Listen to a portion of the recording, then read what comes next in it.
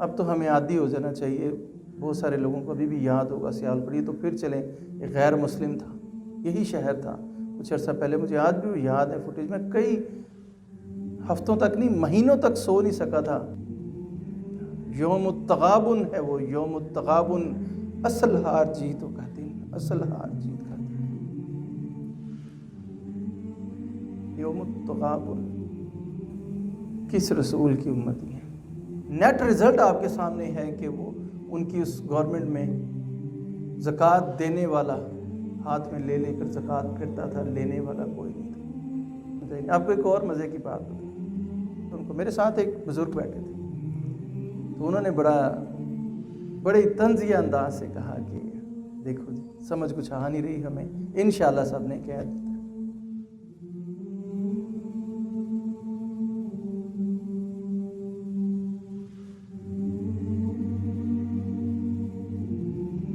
یہی وہ چیزیں ہیں, یہی وہ کنڈیشننگ ہے صدیوں سے کر رکھی ہے, جس کا ایک چھوٹا سا ایک شخصانہ آپ نے کل دیکھا. اتنی بربریت. یہ تو خیر اب تو ہمیں عادی ہو جانا چاہیے. بہت سارے لوگوں کو ابھی بھی یاد ہوگا سیالکوٹ. تو پھر چلیں, ایک غیر مسلم تھا, یہی شہر تھا. کچھ عرصہ پہلے مجھے آج بھی یاد ہے فوٹیج میں, کئی ہفتوں تک نہیں مہینوں تک سو نہیں سکا تھا.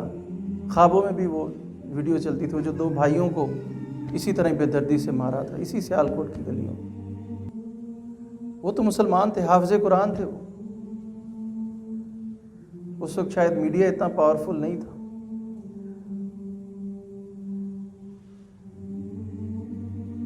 شاید آپ لوگوں کو یاد ہو. یہی وہ گلیاں تھیں جہاں پہ زینب جیسے فرشتوں کو کچلا جاتا ہے. یہی وہ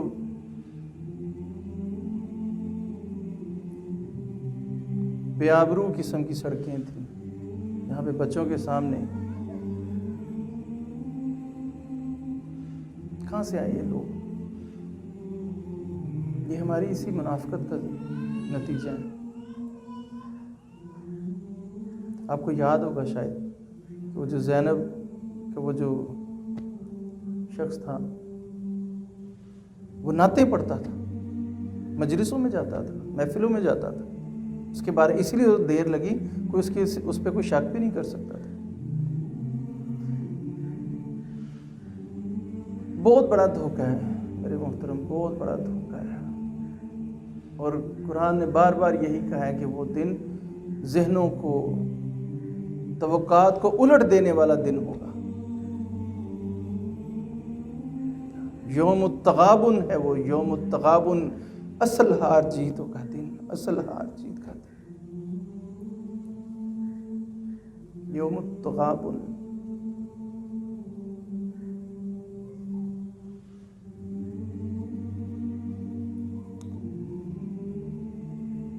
کس رسول کی امتی ہے. میں نے,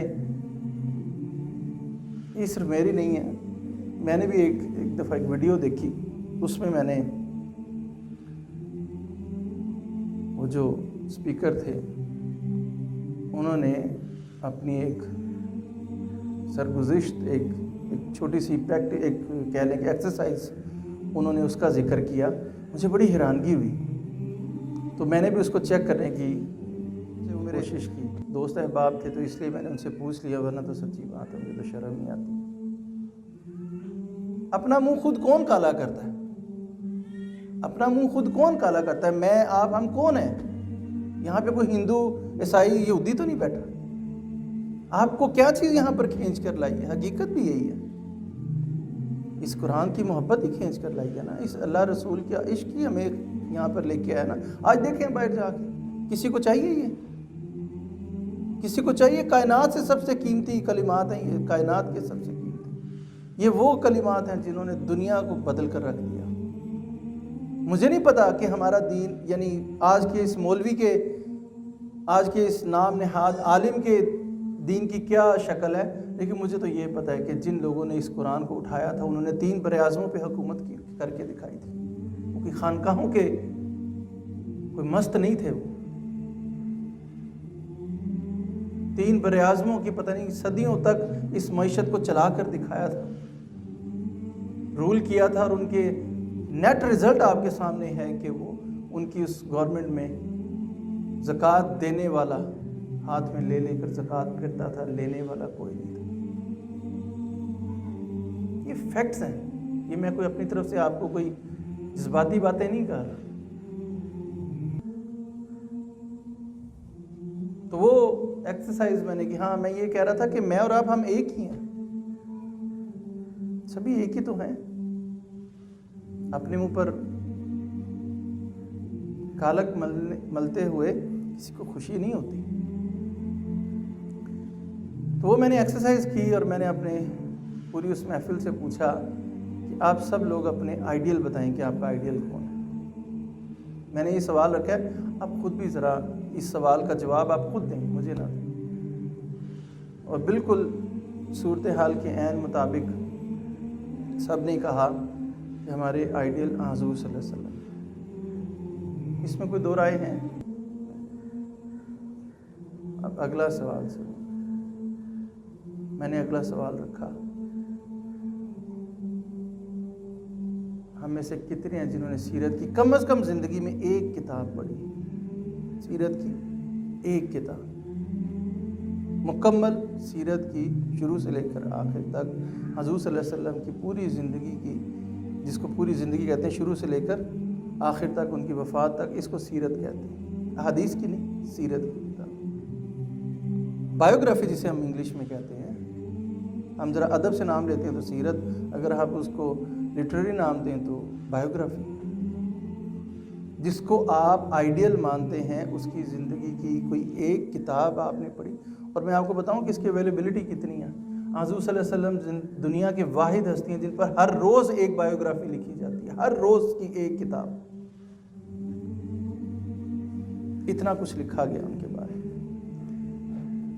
توقع وہی تھی، ایک عدد کے سوا کسی نے نہیں کہا، مکمل سیرت کی کتاب۔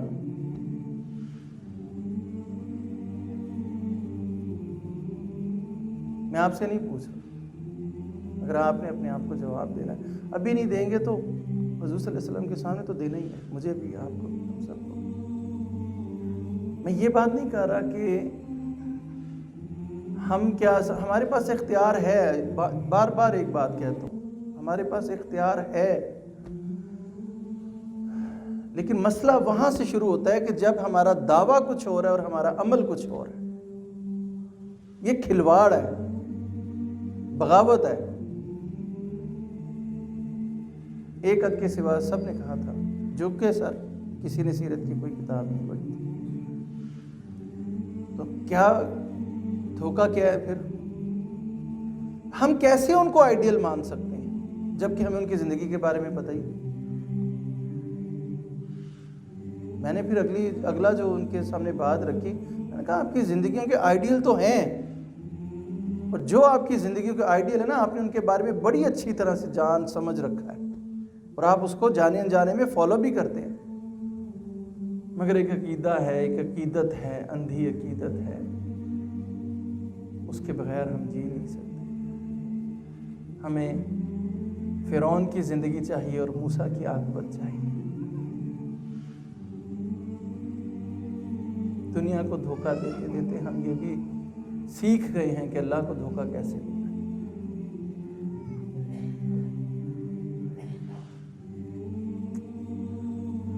کیسے آئیڈیل ہو سکتے ہیں حضور صلی اللہ علیہ وسلم جبکہ ہم ان کے بارے میں جانتے ہی؟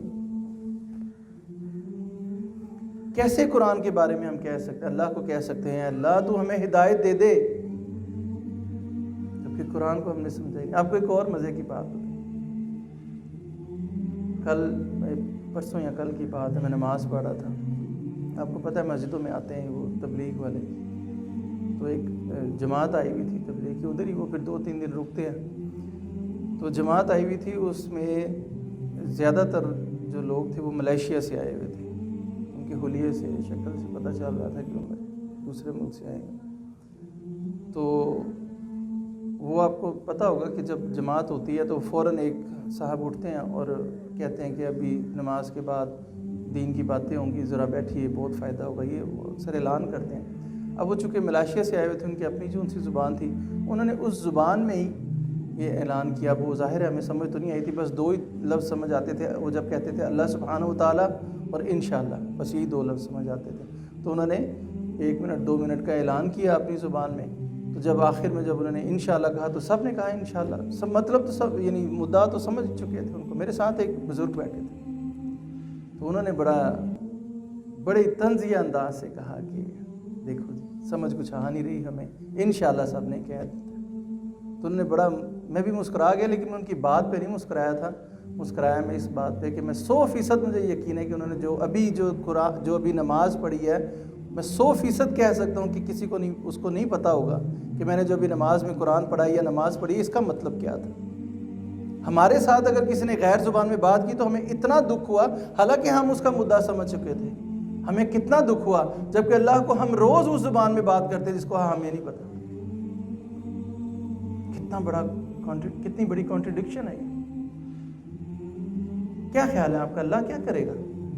یہ جو اس نے اتنے لمبی اس نے تصویر کشیاں کی ہیں، اتنے بڑے واقعات بتائے ہیں اس نے، اس بہانے سے اس بہانے سے ادھر سے ادھر سے اس نے سمجھانے کی کوشش کی ہے. اللہ کیا کرے گا؟ آج تو ہم بہت آسانی کے ساتھ سمجھ سکتے ہیں. وہ کیا کرے گا؟ وہ یہی مووی کلپ بنا کر نا ہمیں دکھائے گا کہ لے بھائی تو نے یہ کہا تھا. میرا یہی کلپ نکال کر دکھایا جائے گا کہ تو نے یہ کہا تھا کہ مجھے تو اس بندے کی بات سمجھ نہیں آتی، تو ساری زندگی میرے ساتھ یہی کھلواڑ کرتا رہا. یہ کیا ہے؟ اللہ کو کیا یہ ریکارڈ کرتے؟ کیا اس کے ڈیٹا پہ ہمیں یقین نہیں؟